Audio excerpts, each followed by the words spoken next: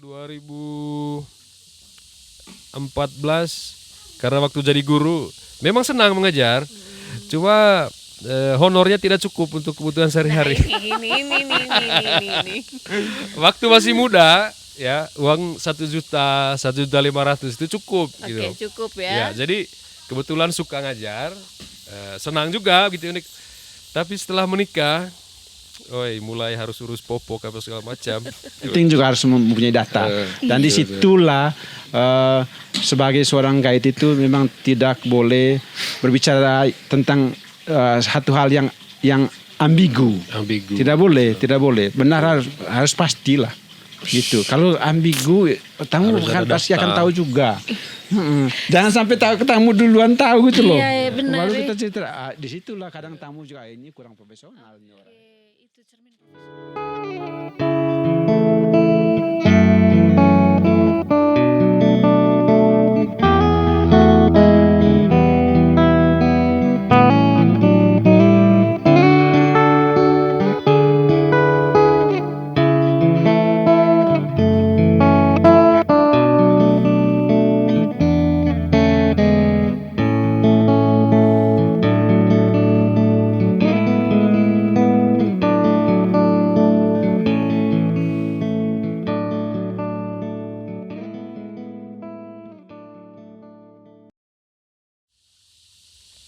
Halo sahabat Haju Ara, jumpa lagi bersama saya dengan V yang akan memandu kita semua dalam ngobrol santai di podcast Haju Ara, berbagi kisah inspiratif di bawah pohon ara.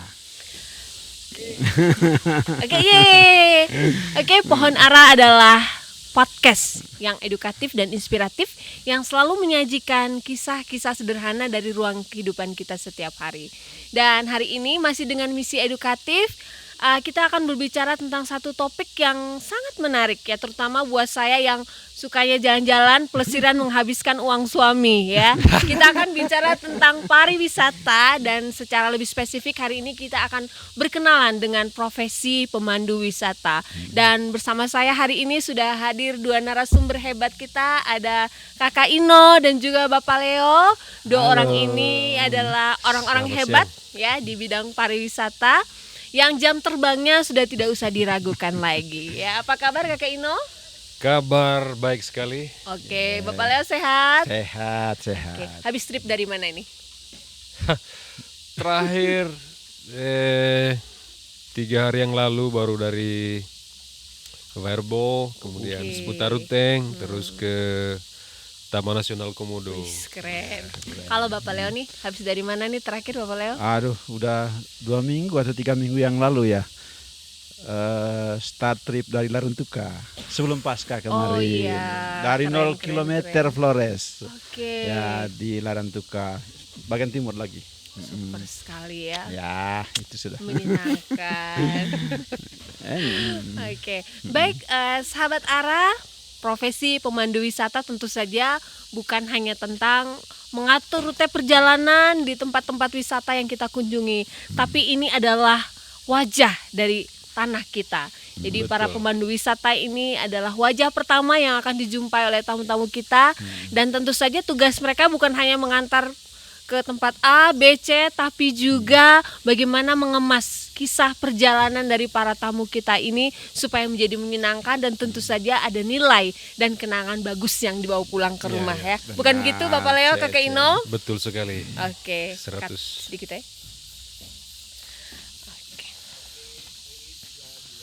Oke. Baik, Kakak Ino dan Bapak Leo, sebelum kita membahas lebih dalam nih tentang pariwisata, saya sendiri masih penasaran. Jadi sudah berapa lama Kakak Ino menjalani profesi sebagai pemandu wisata? Kalau profesi yang kayak full time gitu kah? Iya. Full time tour guide-nya itu 2016.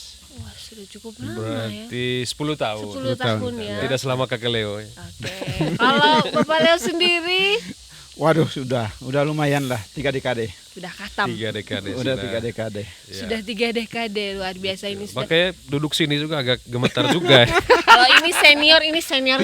Waduh, seniornya senior. Jadi Jam terbangnya juga nih Iya, kayaknya iya. sudah. Kalau Bapak Leo sih sudah kemana-mana ya, sahabat Ara. Betul, Oke, betul. baik. Kalau menurut Bapak Leo dan Kakak Ino sendiri dari apa namanya ya, pengalaman selama ini, pariwisata itu sendiri apakah sekedar jalan-jalan atau bagaimana sebetulnya Kak Leo dan Bapak Leo dan Kakak Ino memaknai pariwisata itu sendiri? Ini kayak Siapa dulu jalan-jalan nih? ya? Kakak Leo? Silakan. Ya, Ya, mohon izin ke Kakak Leo dulu ya. Oke. Kalau salah tinggal ya, pariwisata dari kacamata saya sebagai tour guide ya, terlepas dari pariwisata itu soal liburan, Ya. tapi selama 10 tahun menjadi tour guide memang hanya sekitar sini, tetapi saya melihat oh ternyata pariwisata ini semacam etalase ya. Dia semacam etalase untuk semua bidang. Menarik. Untuk semua bidang. Jadi dia seperti muara yang mempertemukan semua hal. Ya. Saya kasih contoh yang sederhana. Kalau bicara soal ekonomik dari tourism, dari pariwisata, pariwisata itu bisa menyerap pertanian, sektor pertanian ya. Betul. Baik dari segi katakan pertanian sebagai atraksi, misalnya trekking, walking, tetapi dia juga yang mensupport akomodasi di restoran apa betul. makan. Jadi hubungan antara pariwisata dengan petani itu kuat sekali, misalnya ya. Begitu juga sektor lainnya. Kemudian dari sisi kebutuhan seorang pemandu wisata ya, soal knowledge kakak ya. Jadi di pariwisata mau tidak mau kita harus belajar banyak hal ya. Misalnya untuk apa namanya, dalam perencanaan perjalanan ya, ada beberapa calon tamu ya yang memiliki adaptasi tertentu terhadap suhu misalnya ya. Misalnya dia tidak bisa terlalu dingin atau dia tidak bisa terlalu panas. Sehingga jauh-jauh hari dia tanya, kira-kira ketinggian maksimal kita berjalan di Flores itu berapa meter dari permukaan laut ya kan? Betul. Oh ya, ketinggian paling tinggi sekian. Nah di sini kita butuh knowledge tentang geografi misalnya ya. Kemudian dari contoh lainnya, kira-kira perjalanan kita di sini ini temanya apa? Alamkah, culture kah, budaya ya kan? Nah kalau tema yang budaya, mau tidak mau kita belajar budaya juga, sampai ke historical apa segala macam, bahkan sedikit astronomi juga ya, karena ada juga calon tamu yang suka fotografi bintang ya kan. Jadi kita harus tahu kira-kira gugus bintang yang paling cocok itu terus tempat untuk melihat. Jadi Sedetail itu ya. sedetail itu. Jadi terutama pemandu wisata, jadi dia mirip-mirip sedikit dengan jurnalis juga. Jadi walau tahu sedikit tapi banyak hal begitu. Jadi itu sih, tourism itu lebih dari sekedar mengatur perjalanan ya, tetapi bisa menjadi muara bagi banyak sektor. Semua termasuk kesehatan, apa segala macam, semua masuk di situ. Kurang satu lebih poin. seperti itu. Berarti jadi pemandu wisata itu bukan hanya sekedar bisa bahasa Inggris ya. Jadi dia harus tahu Bahkan banyak pemandu hal. Ah. wisata kalau tidak bisa bahasa Inggris juga sebenarnya tidak It's apa-apa. okay. Apalagi teknologi sekarang bisa Baik. Google Translate, tapi knowledge-nya itu yang Oke. perlu Itu bagian ini. dari Iya, bagaimana kita iya. menyajikan narasi itu tadi ya. Iya. Memberikan pengalaman lah kepada Betul, para tamu betul. kita, sehingga itu oh ya, oke, I got the point. Kalau menurut Bapak Leo sendiri bagaimana? Oke. Memang profesi prawisata atau kepemanduan ya, banyak perspektif, banyak apa ya, definisi yang orang sebelum mengetahui pariwisata secara luas berpikir ya kalau bisa bahasa Inggris sedikit disebut dengan guide, tetapi seperti Bapak Ino bilang tadi, jauh sebenarnya dari itu yang kita butuhkan. Dan tour guide sendiri dia tidak hanya mewakili dirinya sendiri, tetapi dia adalah mewakili sebuah perusahaan di mana dia bekerja. Yang kedua, yang ketiga dia juga mewakili bahkan negaranya. Iya, betul. Betul. Ya, karena dia Duta. membawa nama negara di saat Betul. dia bekerja. Dan saya pernah kebetulan karena sudah lama di kepemanduan. Awal-awalnya memang saya belajar tentang kepemanduan itu dalam bahasa Jerman. Di Jerman di Berlin itu ada akademi tentang guide. Oke. Ada akademinya, Reiseleiter Academy namanya itu. Oke. Jadi Sekolah sebuah khusus guide studi begitu. tentang bagaimana caranya orang bekerja sebagai guide, sebagai guide. Dan Khusus sebagai guide. itu khusus untuk guide ya. Dan dalam teori kepemanduan itu ada yang disebut dengan tour guide atau disebut dengan tour leader. Ya, tour leader itu ya dia menghandle tamunya itu dari rumah kliennya itu sampai balik ke rumah. Jadi dia yang bertanggung jawab semua di lapangan. Ya, lalu di sini kalau di Flores, konteks di Flores ya kita disebut mungkin lokal guide atau tour guide. Tour guide yang menghandle tamu di daratan Flores dan Komodo. Iya, benar. Terus ada lokal guide ya khusus untuk mencakupi destinasinya saja. Nah, tour guide itu sendiri memang satu pekerjaan yang sangat luar biasa. Kenapa? Karena kita akan berhadapan dengan tamu yang pertama latar belakang budaya yang berbeda, Oke, benar-benar. karakter yang berbeda, pekerjaan tamu yang berbeda, ya, Iya. dan bahkan cara pikir yang berbeda. Disitulah tantangannya bagaimana kita menghandle tamu itu dengan baik, dan supaya baik ya kita harus memperkaya diri kita. Benar. Memperkaya diri dalam arti ya kita harus bukan hanya belajar tentang pengetahuan, sejarah, budaya, ekologi, tetapi kita juga membutuhkan semacam usaha untuk mengetahui latar belakang tamu itu Iya. siapa. Ya, bahkan kita lebih cenderung belajar tentang psikologi tamu, psikologi customer kita, ya, supaya dalam proses kepemanduan kita benar-benar menjalankannya dengan baik. Jadi itu yang memang harus kita pelajari. Oke, Ya. benar ya. Jadi kompleks sekali. Menarik ya.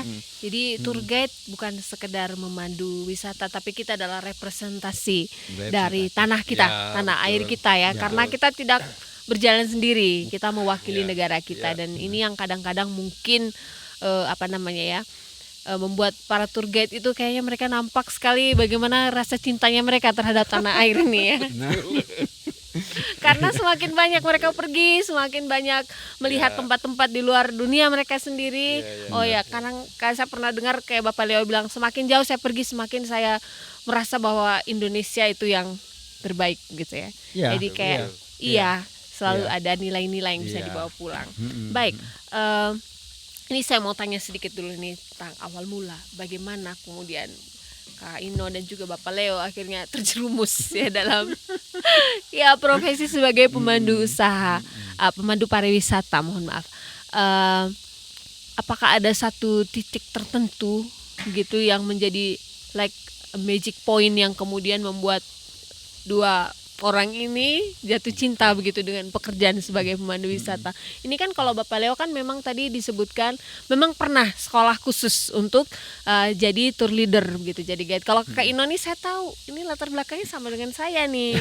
Iya kan? Kita sama-sama bukan dari dunia pariwisata kan. Nah, ini kenapa kemudian Kak Ino akhirnya ini sudah saya punya passion di sini gitu.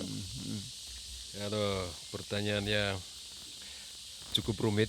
Tidak rumit lah. Serumit saya memutuskan untuk jadi tour guide. Oke. Ini memang waktu kuliah dulu, waktu kuliah di Bali, kebetulan saya juga suka naik gunung dulu. Oke. Kebetulan divisinya juga divisi gunung dulu waktu ikut organisasi. Mapala. Iya, Mapala, mahasiswa. Keren. Mahasiswa paling lama. Mahasiswa pencinta alam. Kemudian kebetulan teman-teman senior di kampus juga dulu mereka sudah punya kayak dive operator toh. Oke. Jadi kami dapat kursus gratis lah begitu ya toh. sih. Jadi yang lain kan kursus 4 hari untuk selam gitu. Jadi kami bisa dikasih bertahun-tahun gratis ya. Cuman karena ada alasan lain, alasan anatomi sebenarnya tidak bisa equalize di kedalaman apa segala macam. Jadi kayak susah ke situ. Tetapi waktu kuliah itu sudah ada sih rasa cinta ke alam sebenarnya ya.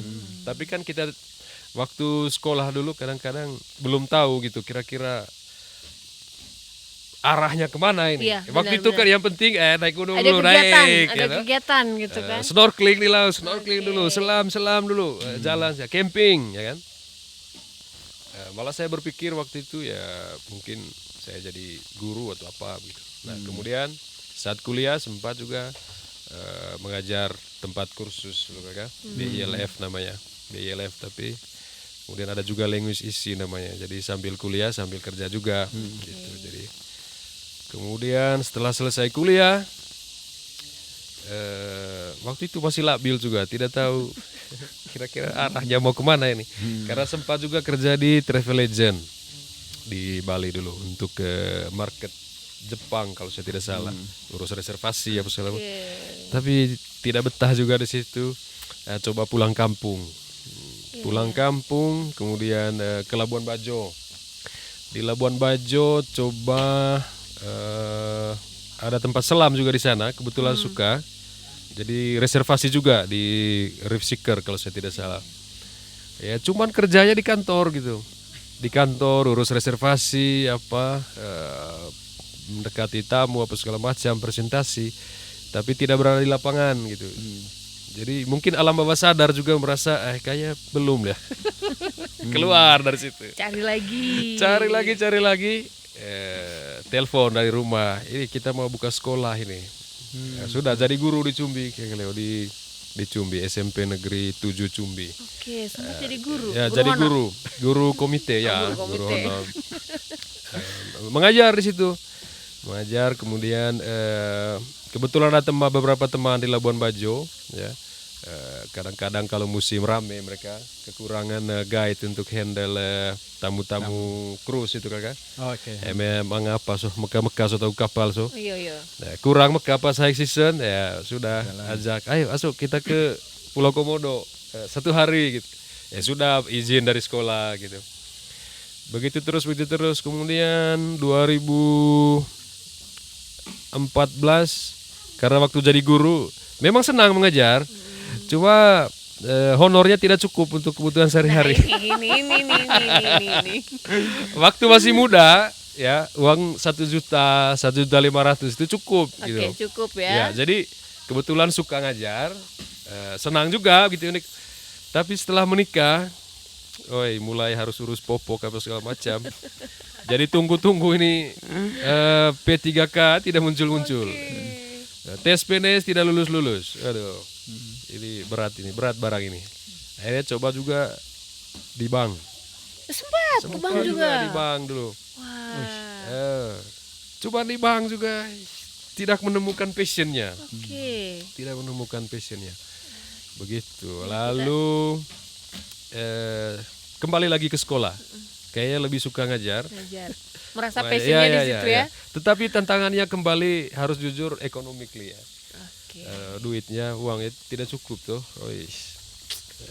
Akhirnya kembali ke sekolah. Kebetulan banyak teman juga di profesi tour guide. Mereka tahu saya guru bahasa Inggris.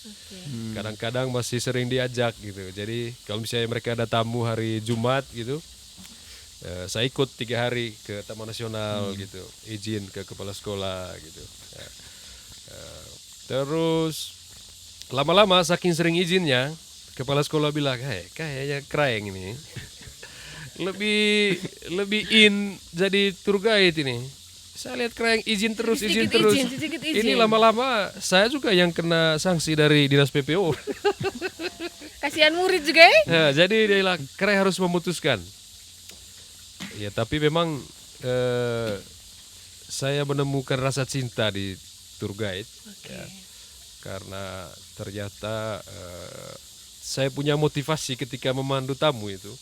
Jadi kayaknya selalu 50% atau 100% lebih besar daripada melakukan hal-hal lain. Oke. Akhirnya saya bilang oke, saya stop.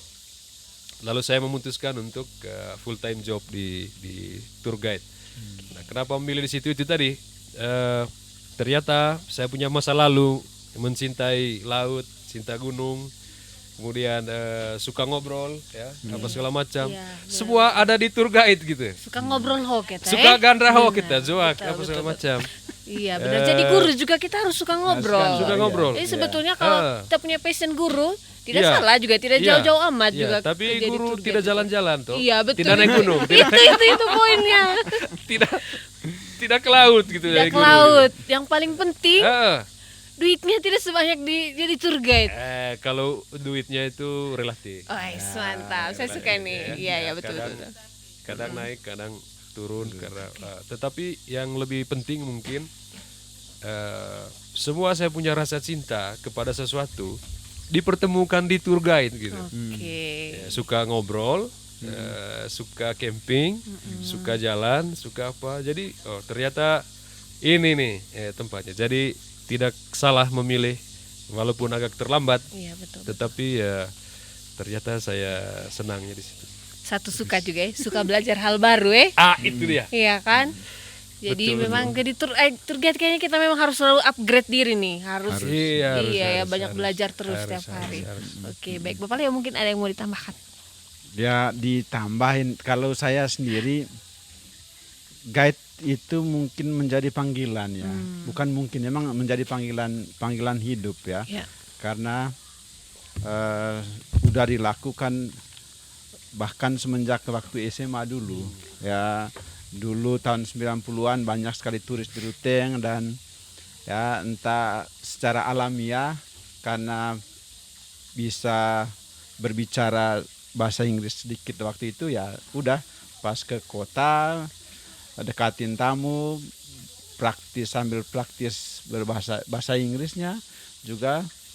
Waktu itu bisa ajakin tamu ke Golo Curu kah, atau ke Golo Lusang ya. Dan mulai dari situ ya, setelah ke Bali waktu itu ya, di sana saya belajar dan kans untuk menjadi pramuwisata atau tour guide besar, dan disitulah saya menemukan panggilan atau passion saya ya. Dan di sana memang saya ditempah dengan banyak sekali tantangan, challenge, di mana harus kita belajar banyak tentang banyak hal lah, tentang budaya Bali yang sangat kompleksitas, dan juga termasuk bahasa Bali juga. Jadi challenge-nya besar sekali, dan karena itu menjadi panggilan ya,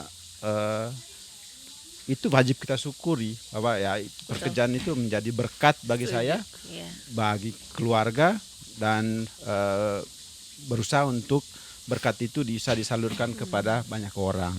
Jadi apapun sebenarnya, semua profesi apapun ya, betul. ketika kita merasa bahwa ini adalah blessing, ini adalah berkat dan rahmat, ya di situ pasti kita tanpa sadar belajar dan terus belajar untuk hal itu. Betul. Ya, ketika kita merasa syukur atas pekerjaan kita, pasti kita akan senang menjalankan, dan di saat kita senang menjalankan, di sana akan kita mencari tahu terus, belajar terus pada bidang itu, pada bidang tersebut. Dan apapun challenge-nya ya. Apapun challenge-nya, ya pokoknya semua pekerjaan apa saja pasti ada challenge-nya. Tetapi bergantung kita sendiri, apakah kita itu melihat sebagai challenge atau sebagai kutukan, atau sebagai ruang untuk kita belajar, bertumbuh. Itu dia. Jadi respon yang keluar dari dalam pikiran kita bahwa ini masalah, tapi di masalah ini saya akan menemukan sesuatu yang baru. Benar. Dan itu yang membuat kita tetap pertama bersyukur dengan pekerjaan itu, dan yang perlu kita usahakan bahwa berkat itu bukan hanya untuk kita. Bukan hanya untuk kita saja, maksudnya juga untuk orang lain. Iya, dan Saya pikir ini apa ya, sudut pandang yang luar biasa sekali ya. Kayak Kakak Ino ya, kayak Bapak Leo ini betul-betul sudah menjalani profesi ini sebagai panggilan dan menjadikan sebagai sumber berkat yang kemudian dialirkan kepada betul orang lain. sekali, Termasuk kita-kita ini ya. Betul. Iya. Profesi apa saja? Kita-kita inilah dapat berkat dari Bapak Leo. Maksudnya profesi apa saja? Iya, betul-betul. Sama juga Intinya ya. kita jatuh cinta Iya, dengan apa yang benar-benar. kita lakukan ya. Kalau ada macam ke kafe sekali lirik Bapak Naka langsung ke situ. Begitu juga sekali lirik di akademik Iya, langsung benar. jatuh cinta. Jadi Pasti ya. benar-benar opsinya tunggal. Iya. Satu Bapak Naka, satu akademik kan. Iya, Ya, saya yang agak rumit tadi. Jadi saya tidak tahu arah. benar. Dan Sehingga harus coba-coba. semuanya berproses Ya, ya. sampai benar-benar Iya. menemukan Jadi apa ini yang dua sudut pandang yang menarik ya. Kalau Bapak Leo memang sudah dari SMA, Ya. sudah merasa bahwa oh ya passion saya di sini. Jadi itu betul, ditekuni. betul. Kalau Kakak Ino setelah kesana kesini pada akhirnya artinya bahwa tidak ada yang tidak mungkin ya. betul, Tidak ada yang betul. tidak Iya, pasti akan ada satu titik Betul. yang kita rasa oh iya, saya harus begini. Oh iya, saya ternyata butuhnya di sini. Saya sendiri pun ketika saya sudah berusia menjalani profesi sebagai akademisi belasan tahun baru saya menyadari kok bahwa oh iya, ternyata memang dunia saya di sini. Karena ya itu tadi ya, kami yang orang muda ini kan Bapak Leo banyak sekali pikiran, pertimbangan dan lain sebagainya. Tapi ini menarik. Terima kasih. Berikutnya nih, saya mau tanya, banyak orang berpikir ya, mungkin ini tadi sudah disinggung di awal tapi mungkin bisa kita bahas sedikit lebih dalam di sini. Orang banyak berpikir jadi pemandu wisata itu kayak ya sudah kita jalan-jalan, atau kami sudut pandang sebagai turis gitu ya. Ya, kalau berwisata berarti kita jalan-jalan, keliling ke sana ke sini begitu. Tapi secara teknis sebetulnya, tugas dan peran dari seorang pramuwisata itu seperti apa, Bapak Leo dan Kakak Ino? Biar saya dulu ya. Ya, boleh. Tugasnya memang kembali ke apa yang saya ceritakan di awal tadi, Oke. bahwa seorang guide, seorang pramuwisata itu adalah representasi dari dirinya dia, dari perusahaannya dan dari negara secara luas Ya, ya. betul. Dan apa yang dia jalankan selama proses pekerjaannya itu ya, yang paling pertama ya bahwa dia harus mencerminkan bahwa dia mencintai pekerjaan itu. Mencerminkan berarti bahwa dia mencintai pekerjaan itu, yang pertama dia mempunyai rasa percaya diri bahwa saya adalah seorang guide. Ya, rasa percaya diri di depan tamu dengan dengan penampilan yang menarik lah. Contoh penampilan yang menarik, rapi, bersih. Ya, itu yang pertama. Wangi. Yang wangi iya harus bukan harus bertato, harus jimbal apa. Karena dia itu akan mencerminkan dirinya dia. Itu dulu. Ya, orang akan melihat, tamu yang akan melihat pertama, oh ya, guide saya ini rapi, bagus. Ya, dia punya karakter yang menarik dari tatapan awal kan. Jadi orang pasti oh ya dia senang. Dalam hatinya tamu biasanya tidak menceritakan kepada kita bahwa kamu ini gini. Bukan. Jadi menampilkan kita punya kepribadian yang baik lah. Cermin profesionalitas Itu ya. yang disebut profesionalitas Iya, juga. benar. Yang kedua pengetahuan. Pengetahuan itu yang sangat penting. Seorang pramuwisata itu harus memiliki kemampuan yang luas, dalam arti bukan hanya tentang budaya masyarakat, karena dia akan menjadi jembatan. Jadi guide itu menjadi jembatan antara budaya kita dengan tamu. Jadi tamu datang dan mereka akan mencari tahu bagaimana budaya di sini. Dan disitulah peran seorang guide akan menjelaskan. Ya, dari sisi budaya, dari sisi programnya, dan bahkan sangat bertanggung jawab tentang organisasi perjalanan itu, mulai dari awal sampai akhir. Ya, dan peran seorang guide itu akan terlihat ketika tamu kembali ke negaranya, ya, dengan membawa pengalaman yang sangat berharga. berharga, bukan menarik. Betul. Pengalaman berharga artinya Oke. pengalaman itu akan diceritakan sampai dia meninggal pun. Sampai tamunya meninggal, dia akan menceritakan terus-menerus. Itu yang berharga. Kalau hanya menarik saja ya dia menceritakan Oke, pengalaman tempatnya dan bagus, selesai. begitu ya. Tidak Tapi ada sesuatu value. yang ada value di dalam. Value itu mungkin yang secara apa ya, ada value di dalamnya. Bahwa mereka benar-benar merasakan suatu momen dan momen itu akan diceritakan terus-menerus. Di saat tamu memiliki atau mendapatkan pengalaman seperti itu, ya kita juga akan bangga sebagai seorang guide, bahwa bangga kita bisa mentransfer bukan hanya budaya, pengetahuan, spiritualitas malah, ya. Oke. Dan ketika kita setiap kali melakukan pekerjaan itu dengan tujuan yang sama secara konstan, ya. Pasti satu saat kita akan mendapat apresiasi juga. Apresiasi biasanya tamu datang dari sebagai teman, sebagai clients, customer menjadi teman gitu. Dan saya sendiri merasakan itu bahwa banyak sekali calon tamu-tamu dulu yang saya pernah handle dulu sampai sekarang dia masih kontak. Datang lagi, kontak lagi, masih kontak betul, terus. betul. Dari situlah ya kita juga senang lah. Ada relasi personal itu relasinya terbangun gitu ya. sangat kuat kan. Oke. Begitu. Menarik sekali ya. Iya. Kalau Kakak Inu bagaimana? Saya pikir yang Kakak Leo jelaskan sudah lengkap sekali ya. Hanya tambah dikit-dikit. Iya. Izin Kakak Leo.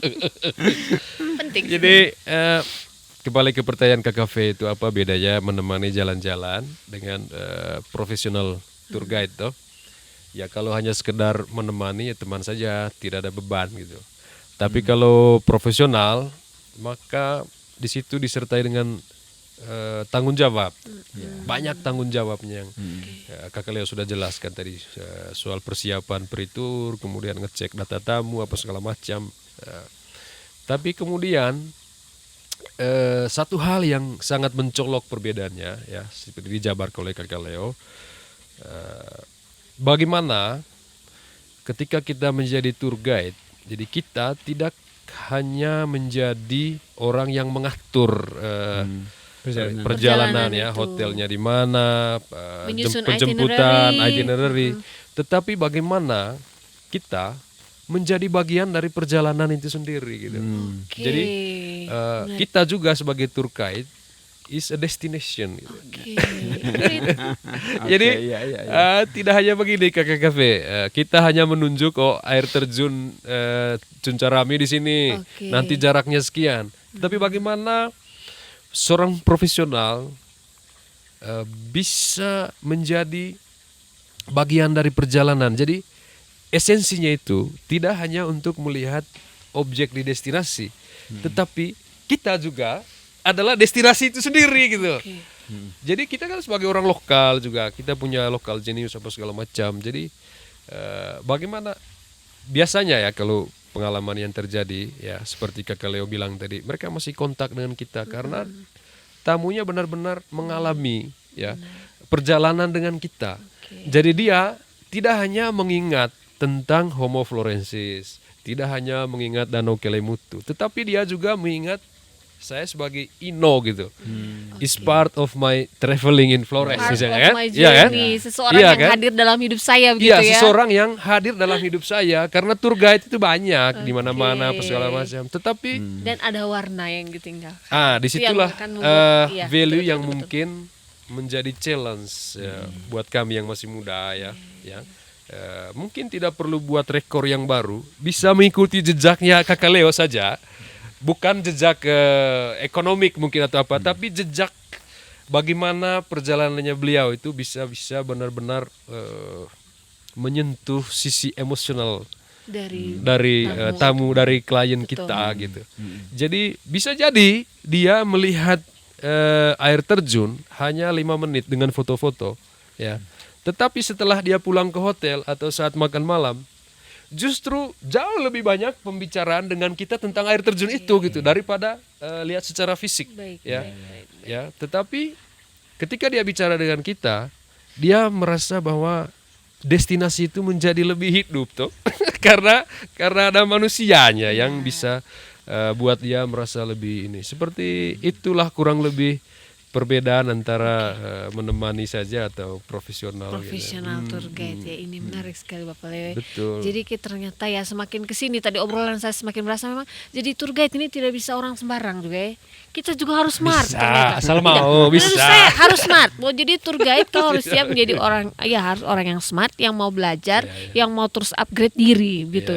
Yang selalu mencari tahu begitu. Karena seperti di awal tadi kita kan bertemu dengan orang dari mana-mana nih, latar belakangnya berbeda-beda. Ya minimal kita punya pengetahuan bisa. Oh ya, tamu saya kali ini dari Inggris. Oh ya, paling Kak tidak Cafe, saya harus betul tahu sekali ya, itu. orang Inggris gaya hidupnya bagaimana. Betul sekali. Cara pandangnya mereka bagaimana.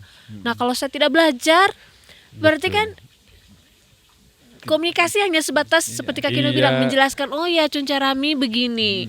Ya, sedangkan kalau misalnya kita punya pengetahuan itu kan kita bisa membangun relasi emosional tadi yang lebih dalam dengan para tamu ini. Nah, Bapak Leo, selain kita belajar nih tadi mungkin ini pertanyaan lanjutan. Kan itu tadi macam kita harus membangun koneksi gitu ya untuk ya terikat secara emosional dengan mereka itu. Selain pengetahuan tadi yang harus kita upgrade, kira-kira ada hal tertentu tidak yang harus dipersiapkan? Kalau misalnya ada adik-adik saya nih, mungkin ada saya punya adik-adik mahasiswa, ada orang yang nonton nih, kalau mau jadi tour guide profesional, selain berilmu, memiliki kemampuan bahasa Inggris, ada tidak hal tertentu yang bisa kita terapkan gitu? Terutama untuk itu tadi, membangun relasi personal ya, bukan sebatas profesional tapi personal dan emosional dengan tamu sehingga mereka bisa ingat kita terus gitu ya.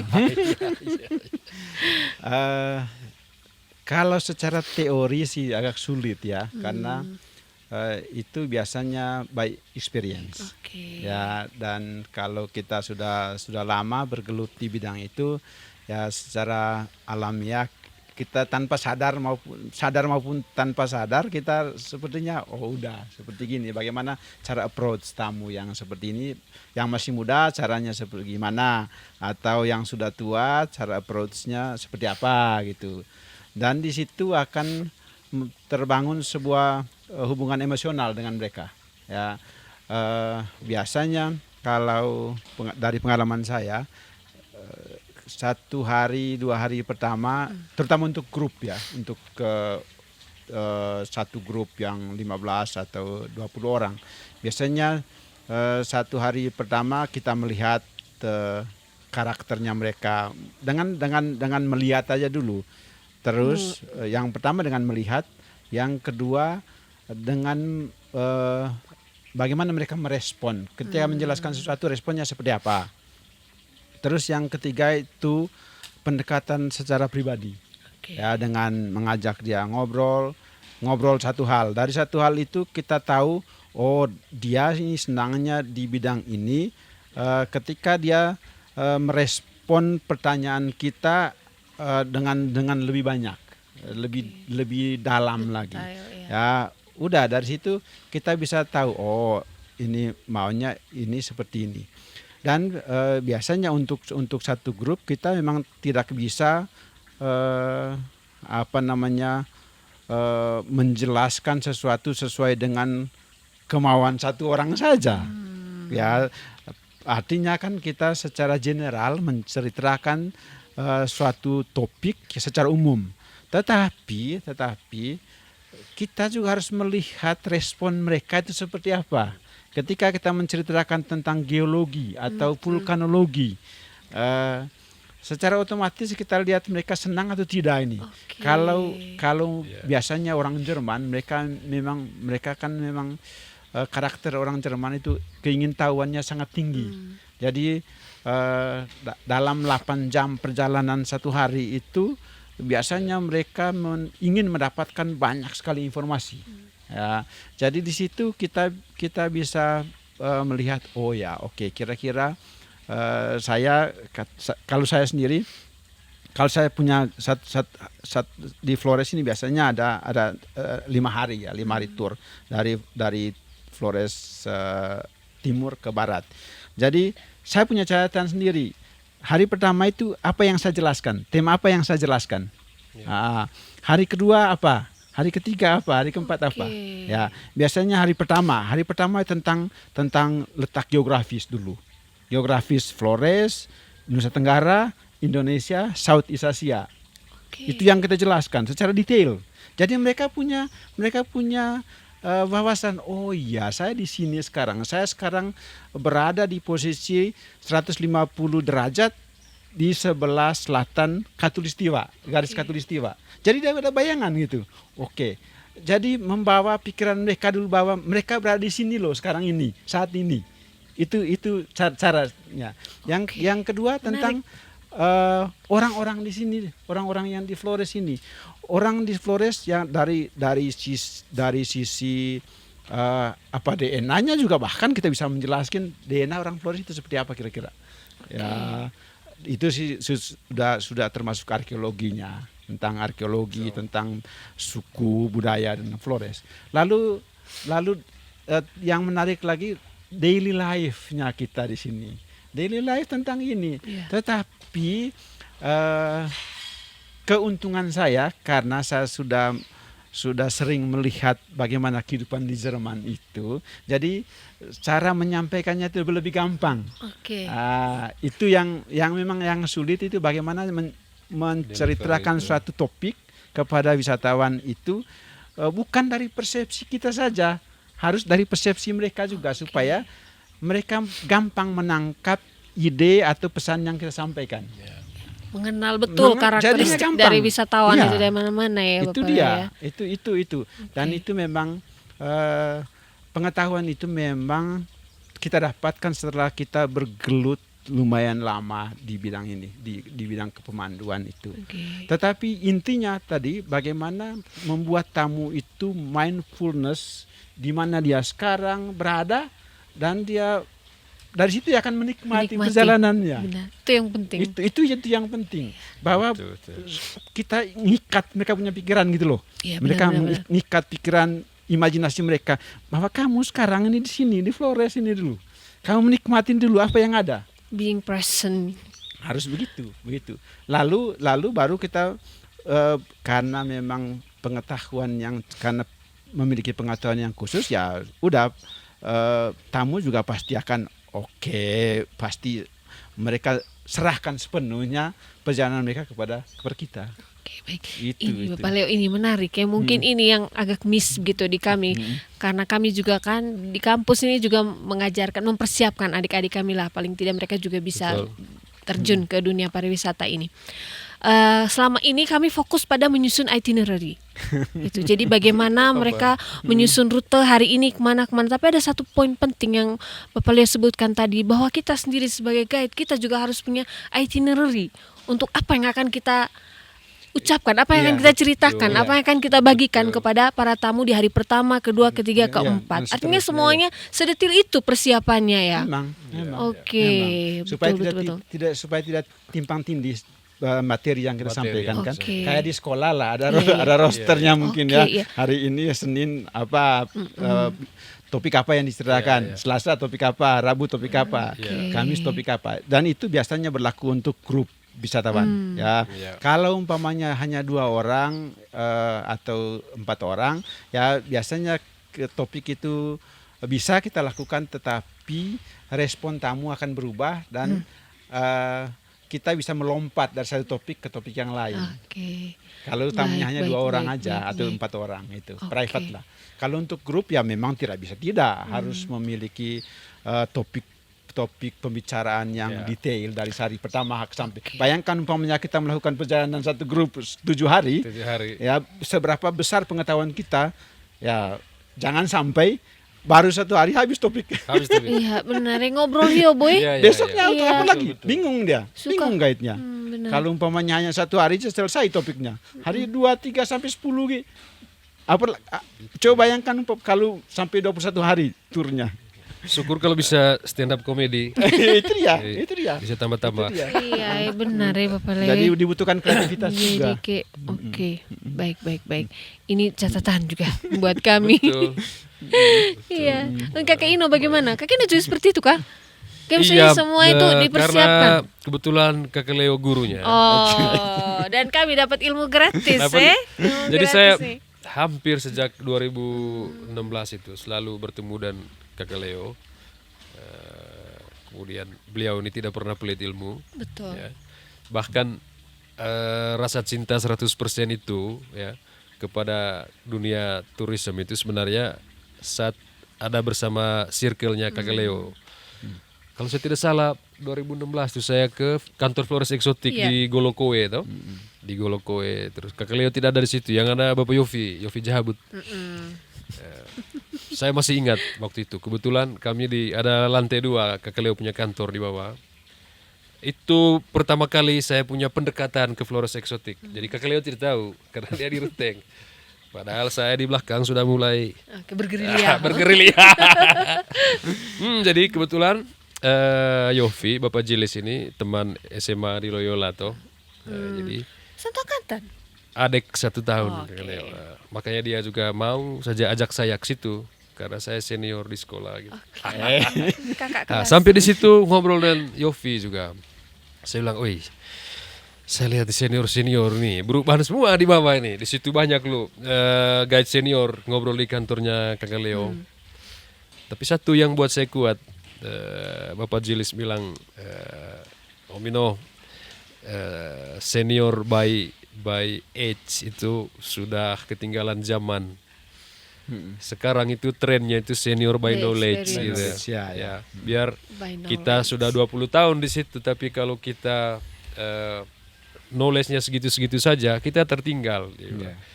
Tapi biar Om Ino dia bilang hanya 1 tahun atau baru mulai belajar tapi kalau knowledge-nya padat bisa berada di satu ini. Jadi di situ sampai sekarang itu masih terngiang di saya soalnya dan kenapa kemudian saya tidak khawatir karena ternyata oh ya kalau saya berada di lingkungan yang tepat, sumber pembelajaran yang tepat, tidak lama untuk menjadi seorang tour guide ya kan. Kalau dari Kakak Ino sendiri bagaimana nih? Sama seperti Bapak Leo juga ya? Hampir sama Oke. ya. Tetapi kan nanti penonton juga merasa ngapain narasumber 2 orang kalau misalnya sama terus ya kan? Kadang insight-nya kaya Kak. Tambah-tambah Oke, ditambah-tambahin. Jadi soal persiapan itu perlu sekali untuk tour guide itu, tour leader. Persiapan sebelum tour itu wajib. Jadi kalau mau jadi tour guide harus siap menjadi orang yang memang working by plan. Oke. Jadi ya harus planning gitu. Tanpa planning kacau balau dan bukan hanya dia yang kena tapi juga sampai ke travel agentnya kena, semua kena. Jadi semua dia harus by plan sehingga di pre-tour itu seorang tour guide harus benar-benar secara detail melihat kegiatan-kegiatan yang akan dilakukan oleh tamu, mengecek hotelnya apa segala macam.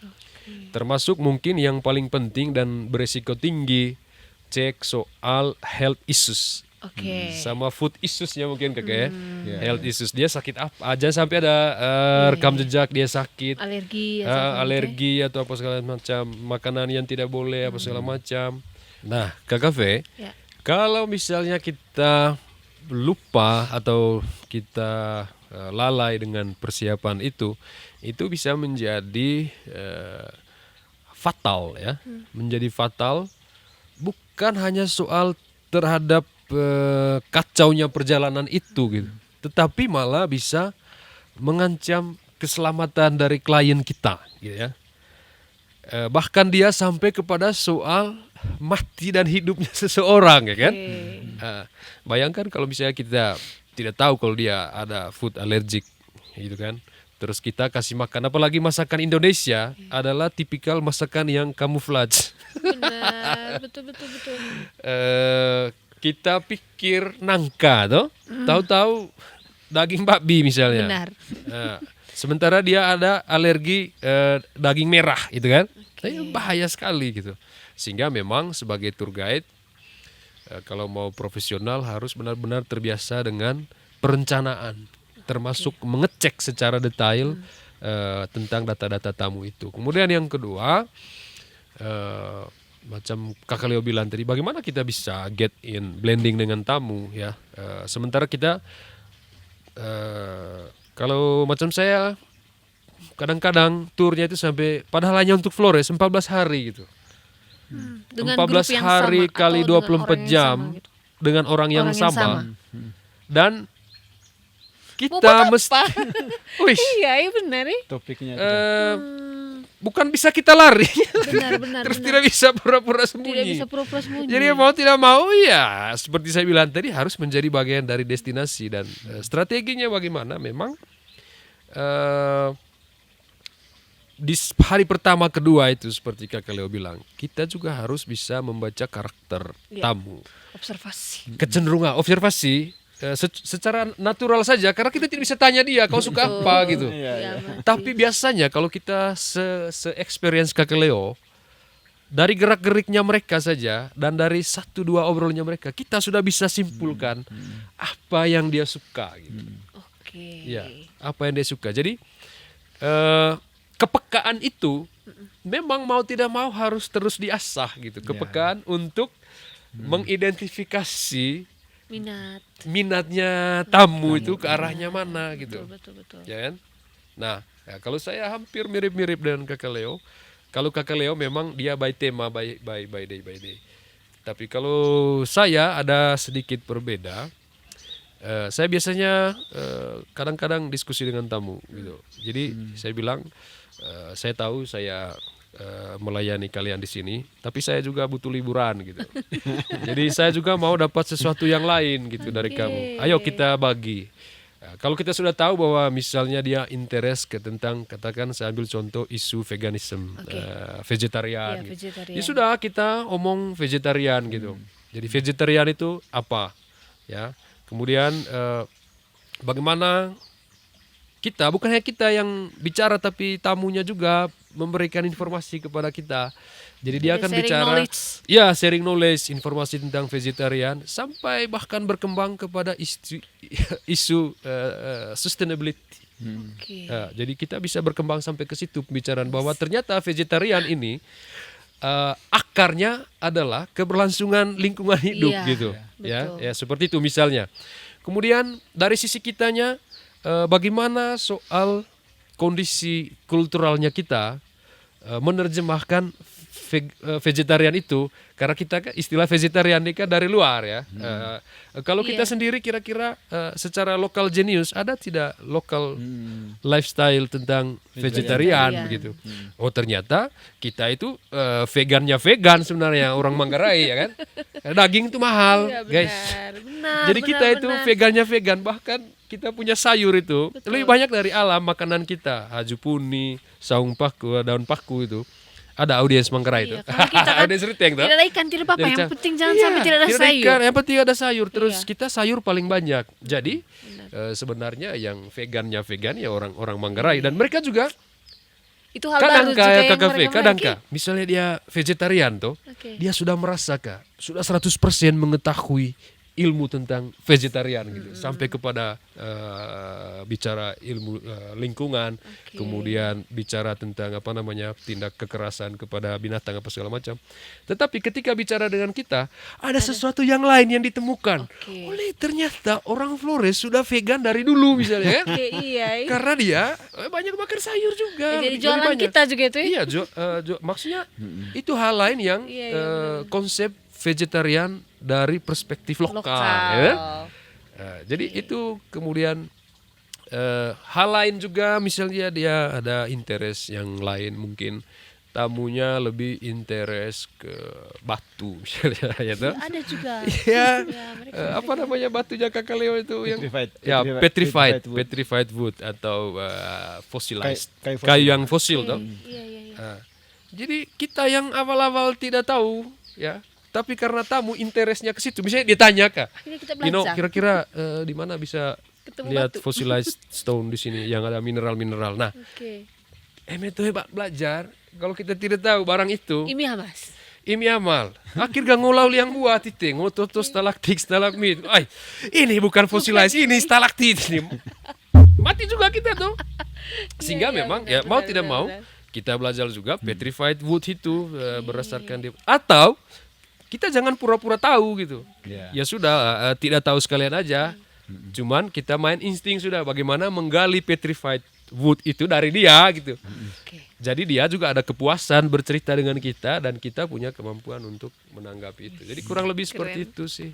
Keren, amazing, keren sekali pokoknya. Oke, baik, ini hal-hal baru sekali yang saya dapat ini, dan saya yakin sekali nih stepnya adik-adik mahasiswa kalau kalian nonton ini apa namanya, poin-poin yang tadi dibagikan oleh kita punya narasumber 2 orang ini pasti akan memperkaya insight kalian juga, dan ilmu baru lah ya, terutama untuk adik-adik yang mungkin orientasi ke depannya itu mau bergabung di industri pariwisata di Labuan Bajo atau mungkin di Sitaruteng ini. Terima kasih, ini energi yang baik sekali. Baik, ini kan kita bicara soal pengalaman sudah ya. Ini tadi kan Bapak Leo, oh ya, bagaimana berhadapan dengan tamu yang mungkin ada isu kesehatan dan lain sebagainya, atau pernah tidak kita rasa begini, kita tidak nyambung dengan ini tamu, pernah tidak? Dari pengalaman selama ini, pernah tidak Kakak Indo ketemu dengan tamu yang begini Kak?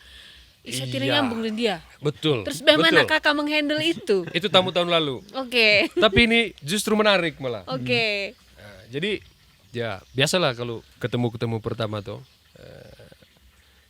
kita bagaimana supaya kita punya first impression itu bisa sampai ke tamu tuh. Itu biasa itu, seperti pacaran lah dia, ya kan? Oke. Iya, PDKT? PDKT lah, Iya, PDKT. karena Jadi kita akan bersama untuk sekian lama. iya. Jadi untuk salam itu Kak Cafe, kadang-kadang kita berpikir bahwa salam itu hanya good morning, how are you, apa segala macam. Tetapi di salam itu, ya, kalau kita sudah benar-benar ini, harus ada sesuatu yang buat tamu itu merasa bahwa salamnya kita itu not a routine. Oke. Oke. Bukan hanya sekedar salam karena memang ya ketemu pertama. Tetapi bagaimana ucap salam itu Kak, ada nilai di dalamnya. Jadi kita punya gestur, kita punya benar-benar karena kita welcoming dia gitu. Engaging gitu ya. Iya. Jadi supaya first impressionnya dapat. Ya sudah, saya ketemu tamu. Ya, saya tidak tahu dia punya latar belakang. Saya cek namanya. Yang saya tahu adalah dia tinggal di Inggris. Gitu. Oke. Saya sudah kalau ngomong Inggris ya, yang paling mudah buat orang nyaman itu hooligan misalnya ya, sepak bola Iya. Nah, dia ini kan liga top di seluruh dunia. Jadi saya juga suka nonton bola. Saya pikir kayak gampang sekali untuk dekat dengan dia, untuk awal-awal apa segala macam tuh. Tapi ini kejadiannya agak aneh. Gitu. Saya say hello, oke. Saya jelaskan geografis Flores, Labuan Bajo gitu, jumlah penduduknya. Iya. Oke terus saja dia. Oke. Sedikit. Oke. Saya mulai linglung. Ngobrol apa? Saya coba omong kita punya mitologi, misalnya mungkin dia tertarik di mitologi. Karena dalam mobil tuh, bayangkan jemput di Labuan, dia tidurnya di Arak kalau saya tidak salah waktu itu. 4 jam ho pamene? 4 jam ho pamene. Menganya manjuk situ hanya oke saja. Oke. Tidak juga ke situ. Saya omong budayanya kita apa segala macam juga tidak. Saya bilang mungkin nanti di Lembor dia interest ke pertanian toh, farming, kita punya lumbung padi di Flores sambil minum kopi. Di situ juga tidak ngobrol. Oke. Dan Kak Cafe tahu, kami tidak ngobrol sama 7 hari. Kalau makan Kak, makan tuh ya sudah dia makan dia punya langsung baca buku. Oke. Rica oke. Iya Reca oke. Tapi di hari ketiga saya pikir he's just an okay client. Oke. Jadi saya hari pertama kedua saya linglung. Tapi hari ketiga saya bisa simpulkan bahwa dia tidak mau ngobrol. Dia tidak mau ngobrol dan saya yakinnya there is for a reason gitu. Apapun lah pasti akan ada alasan. Istrinya juga gitu, biasa aja apa gitu, tidak terlalu yang Tidak begini. antusias diajak ngobrol begitu ya. Iya. Tapi ya pas hari ketiga saya bilang, So, let them. let them just Ya.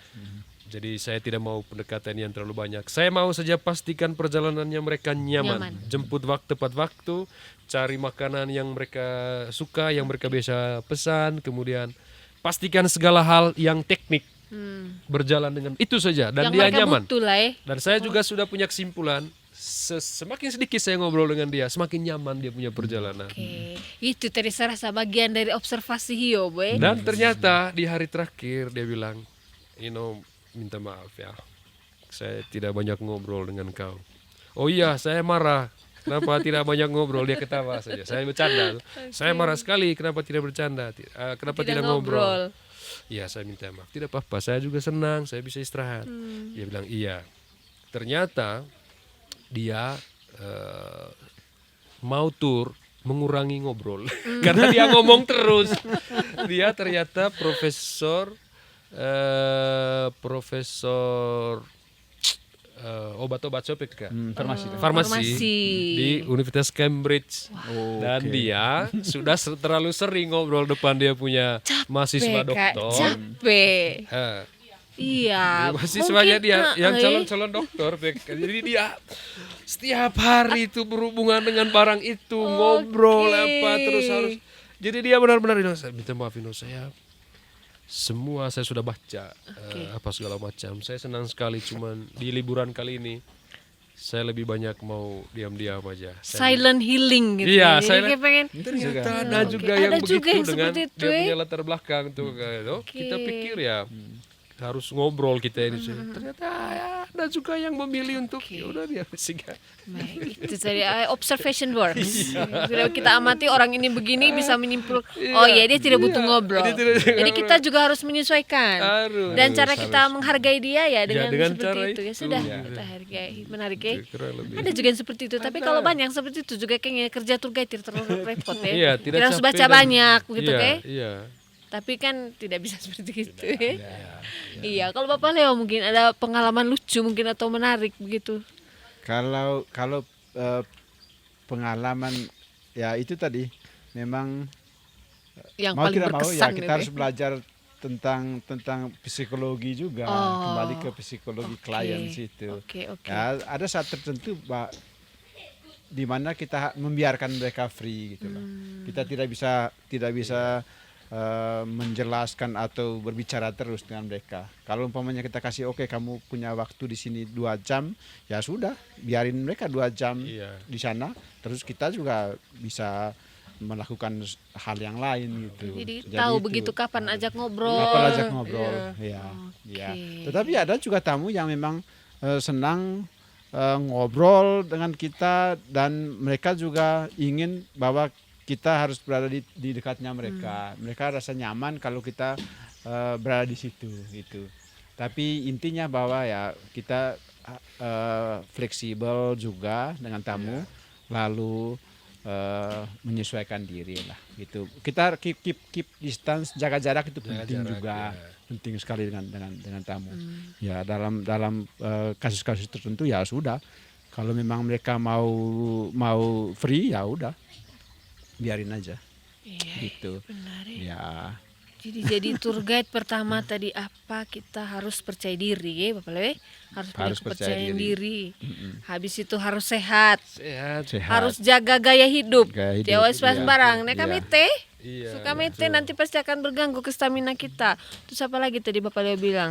Content knowledge itu harus betul-betul istilahnya untuk knowledge istilahnya kita harus punya pengetahuan. Dan kita juga harus reskilling. Reskilling itu belajar lagi apa yang sudah kita pelajari. Upgrade. Selain upskilling ya sudah harus reskilling juga. Ya bahwa pengetahuan yang sudah kita pelajari, yang sudah kita ketahui berapa tahun sebelumnya, kita tetap belajar terus. Lalu kita upskill knowledge kita juga dengan hal yang baru. Bahkan sesuai dengan tema yang lagi tren secara global. Kita bicara tentang tema sustainability ya udah, karena sustainability itu ya suatu tren internasional, jadi kita juga mau tidak mau memang harus belajar tentang hal itu. Bahkan tentang sekarang apa yang terjadi di Timur Tengah ya paling tidak lah kita berbicara sedikit tetapi juga harus didukung oleh data. Betul. Jadi tidak bisa juga ngomong hoax lah. Ya, Harus- betul. penting juga harus mempunyai data. Dan disitulah sebagai seorang guide itu memang tidak boleh berbicara tentang satu hal yang ambigu. Ambigu. Tidak boleh. Benar harus pastilah. Gitu. Kalau ambigu, tamu Harus kan ada pasti data. akan tahu juga. Jangan sampai tamu duluan tahu gitu loh. Iya, benar, Baru ya. kita cerita. Disitulah kadang tamu juga ini kurang profesional nih orang. Itu cermin profesional hiyo. Bu. Iya. Ini kalau saya dari sudut pandang saya sebagai tamu ini, misalnya saya jadi turis, saya ketemu dengan tour guide seperti Bapak Leo dan Om Ino, ini pasti saya akan senang sekali dan akan sangat menikmati perjalanan. Because you know what to do. Iyalah. Ya kadang-kadang No time. kita tidak bisa semuanya mempelajari kita punya klien tuh, Ya. karena kita juga terbatas. Tapi minimal mempelajari diri sendiri gitu. How far, how deep you know about something. Gitu. Jadi persiapan dari dalam sih lebih penting. Sehingga pas ya dari luar, se-stranger apapun dia, karena kita sudah siap, jadi tools-toolsnya kita itu sudah automatically working lah. Iya. Gitu. Iya. Belajar psikologi, Iya, jadi dari tour guide belajar psikologi. psikologi selain untuk memahami tamu, memahami juga diri Diri sendiri. sendiri, Ya. gitu. Know your limit. Know your limit. Know your limit. gitu. Iya. Ih, keren. Kalau saya tidak jadi guru, lu pasti sama jadi tour guide. Wes. Oke, baik, ini kita bicara sekarang ini kan zaman digital ya, zaman Ya. semua serba digital, teknologi sudah semakin maju. Saya mau tanya pendapat dari Bapak Leo dan Kakak Indo, sejauh mana sih teknologi sekarang itu mempermudah pekerjaan kita sebagai pemandu wisata? Saya dulu ya. Iyalah. Kalau teknologi ya jelas sangat membantu. Tetapi teknologi yang mana dulu? Kalau umpamanya teknologi komunikasi sekarang ya kita memiliki HP ya itu sangat membantu kita dalam menjalankan pekerjaan kita ya. Artinya kita bisa berkomunikasi, kita bisa mendapatkan informasi tambahan di situ. Jadi sangat mudah lah di infrastruktur accessibility-nya. Tetapi juga memang kita cenderung didistrupsi oleh kehadiran informasi yang sangat banyak. Iya, itu Dan dia. disitulah memang kita membutuhkan pengetahuan bahwa ini kurang akurat, ini yang akurat. Jadi tema-tema tertentu yang kita rasa bahwa itu bagus untuk membackup pengetahuan atau membackup pekerjaan saya sebagai seorang pramu wisata, ya itu yang saya cari gitu loh. Kalau bukan kalau di luar itu ya ngapain, nggak usah. Jangan sampai nanti kita sepertinya generasi TikTok yang kebanyakan bullshitnya, kebanyakan bullshitnya. benar. Iya. Dan itu yang bukannya membantu malah merusak kita punya pekerjaan. Apalagi kita berbicara tentang tema, tentang apa yang kita dapat dari TikTok, itu kan dangkal sekali. Benar. Jadi ya penting sekali untuk memfilter informasi Informasi. data yang kita dapat. Oke, Di benar tengah ya. arus informasi yang sangat brutal sekali ya, Masif. masif. Iya, benar. Itu dia. Jadi teknologi di satu sisi membantu, tapi itu Sangat juga bisa membantu. menjadi ancaman juga untuk Itu dia. kita. Ya. Itu dia. Oke, kalau untuk pengembangan kapasitas tour leader ini sendiri atau tour guide ini, biasanya Kakak Ino memanfaatkan teknologi itu untuk apa, Kak Ino? Teknologi sekarang ini apalagi base AI yang bisa menyimpulkan apapun, Oke, dan kita mau cari apapun ada di sana. oke, Jadi sangat positif karena referensi kita itu menjadi sangat kaya. Ya. Kalau dulu ya zaman-zaman 2000-an, jadi kalau mau referensi banyak harus duduk di buku. Gramedia misalnya tuh. iya betul. Karena waktu mahasiswa uang beli buku kurang Iya, tuh. benar. Jadi kita cari referensi yang gratis. Jadi ya sering-sering ke perpustakaan, sering-sering, dan itu biayanya tidak sedikit dan waktunya itu terbatas. Tapi sekarang era di mana informasi itu bisa disediakan di mana saja. Iya. Jadi kalau itu tidak dimanfaatkan sayang sekali. Jadi gampang sekali sekarang untuk belajar Oke. Ya. isu-isu apapun itu gampang. Jadi kita itu sangat dibantu. Tapi kemudian challenge-nya adalah kalau itu semua sudah ada di teknologi informasi, untuk apa lagi kita? Karena untuk ke Gololusang, tamu sudah bisa pakai Google Map Iya benar dan ya. akurat. sampai ke 3 meter sebelum Gololusang itu sudah ada datanya. Mau kemana saja mereka, baik Google Map, no problem. Teknologi membantu. Teknologi Nah, membantu. ini menarik Kak Ino. Menurut Kak Ino kemudian bagaimana posisi tour guide itu tidak bisa digantikan oleh teknologi? Pada itu dia. konteks apa begitu? Justru itu tantangannya seorang tour guide adalah mencari yang tidak bisa disediakan oleh teknologi informasi itu sendiri supaya kita bisa menjadi pembeda ya. Nah, saya kira untuk menjadi pembeda adalah yang paling pertama mengenal diri sendiri. Diri sendiri itu bukan hanya tubuh gitu ya, tapi juga apa yang ada di sekitar kita. Mengenal budaya kita sendiri ya. Ya, karena saya biar cari di AI, tamu tidak bisa menemukan kenapa misalnya orang Manggarai memilih tanduk kerbau untuk taruh di atas atap rumah adat ya. Ya coba googling sekarang atau cek AI. Dia tidak bisa menjawab itu. Nah, sebagai tour guide ya saya punya sesuatu yang tidak dimiliki oleh AI. Saya punya rumah gitu. Benar. Diriku ya. Dia tidak memiliki semua gitu. Jadi ya, tour guide ya harus mencari sesuatu yang tidak dimiliki itu yang pertama. Yang kedua, yang AI tidak ada ya emotion, Yes. feeling gitu kan. That's right. AI have no soft skill gitu. Iya, betul. Ya kan? Tapi itu kita punya gitu. Nah, itu yang kita asah. Semua orang punya soft skill. Cuman mungkin pembedanya diasah atau tidak ya kan. Semua orang bisa ngobrol, punya kemampuan komunikasi, beradaptasi apa segala macam. Tinggal diasah saja. Itu mungkin tugasnya tour guide. Tantangannya di situ sehingga mau tidak mau, I still need them. Ih, keren. Oke, baik, ini pertanyaan terakhir nih ya. Pertanyaan terakhir nih, boleh. Mungkin ada pesan, bukan pertanyaan nih, mungkin pesan dari Bapak Leo, terutama pemandu wisata yang sudah senior, dan mungkin dari Kakak Ino juga, apa yang harus kita lakukan supaya pariwisata di Manggarai juga di Flores dalam jangkauan yang lebih luas itu bisa tetap berkelanjutan sehingga sehingga mungkin adik-adik kita yang ingin juga berkontribusi di sana itu masih punya peluang untuk sampai puluhan tahun lagi ke depan gitu. Oke. Kalau untuk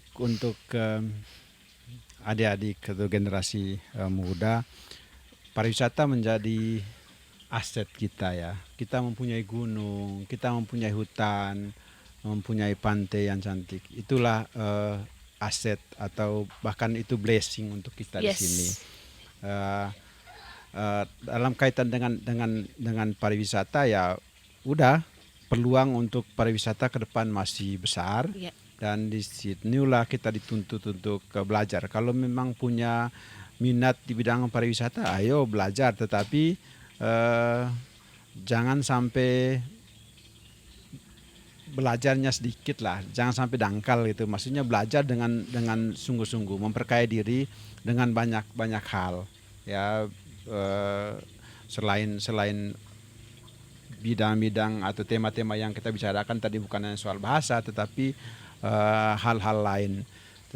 Dan intinya bahwa ya kita mempunyai kita mempunyai aset alam, budaya, apa segala macam, dan dari dalam diri kita ya udah belajar, yang paling penting belajar tentang pariwisata itu sendiri. Itu aja dan diharapkan untuk bertahan gitu loh. Jangan sampai kita punya resilience-nya rendah. Itu belajar dengan konsisten dan jangan menyerah. Itu aja. Jangan sampai kita baru belajar dikit, baru mendapat tantangan sedikit udah langsung down gitu. Capek, burnout. Ya. Jadi tidak bisa, zaman sekarang itu tidak bisa. Sekarang persaingan sangat ketat ya. Jangan sampai nanti orang luar malah yang mencari pekerjaan di sini. Sementara kita we do nothing gitu. Itu yang memang itu. Ya, seperti yang sudah kita lihat berbagai kasus di Labuan Bajo gitu, banyak kan juga orang luar. Sementara kita ya apa yang kita harus akui itu ya.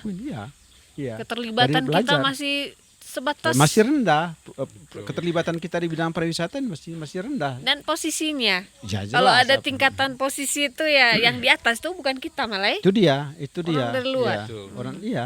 Dan itu yang disayangkan. Dan memang mau tidak mau ya kita memang harus belajar. Tidak ada pilihan lain, tidak ada aturan lain selain belajar dan konsisten itu.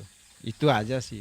Itu aja untuk adik-adik ya, semua. Siap, mantap. Oke, Noge. Manik. Ya sama. Kurang lebih, kurlep. Iya. Saya pikir prospek untuk turisme ini ke depan nih makin besar. Iya. Ya. Makin besar. Makin besar karena Good news. actually dengan perkembangan zaman sekarang, dunia kerja yang makin ketat, makin sibuk, orang butuh healing lah. Yes. Orang mau keluar, orang mau memang jadi kalau di Eropa sih sebenarnya Eropa, kemudian negara seperti Cina, India sekarang, Singapura apalagi, Jepang. Jadi traveling itu seperti insurance juga. Jadi dia seperti asuransi kesehatan yang harus dibayar. Jadi untuk traveling juga mereka harus menabung. Jadi porsi antara asuransi, pajak dan juga traveling hampir sama. Jadi mereka kumpul uang. Jadi budaya mereka itu menjadi kesempatan buat kita. Benar. Gitu. Jadi pada masa-masa yang akan datang seperti apapun isu global yang sekarang, perang di mana-mana, tetap mereka akan datang untuk jalan-jalan. Nah, Jadi kalau itu kita tidak harus dimanfaatkan, optimis itu ya. kalau kita Ya. tidak siap, kita akan menjadi penonton. Itu Ya, dia. sehingga mau tidak mau harus siap. Nah, persaingannya tidak kecil, ya. Pertama persaingan sesama manusia gitu. Iya, Jadi betul. tour guide ini tidak ada batasan kepada setiap orang untuk tidak boleh kesini tidak. Jadi dia macam kami tour guide-nya itu berada di bawah kementerian, jadi kartu identitasnya itu nasional. Jadi siapapun bisa memandu wisata di mana saja. Kita tidak bisa batasi kau dari mana, KTP-mu apa segala macam. Nah, persaingan kita itu besar sekali, ya. Bahkan kalau misalnya orang Eropa bisa bahasa Indonesia ke depan atau segala macam, bisa mereka Saja pandu mereka sendiri gitu. menghadirkan, Iya, jadi kompetisinya itu seketat itu. Nah, kedua teknologi ya, di samping keuntungan tadi, tapi juga ada tantangan tadi, karena semua informasi sudah ada di situ. Jadi yang datang berkunjung juga ini cerdas-cerdas juga mereka. Jadi mereka baca semua tentang apa segala hal. Nah, karena itu untuk adik-adik yang memang ada interest ke sana, tidak perlu takut, Ikut saja Kakak Leo bilang belajar, ya. Keep value yourself gitu. Ya. Jadi harus tambah value dalam diri. Kalau sekarang ya toh Keep value itu. keep value. Jadi kalau sekarang bisanya buat itinerary ya.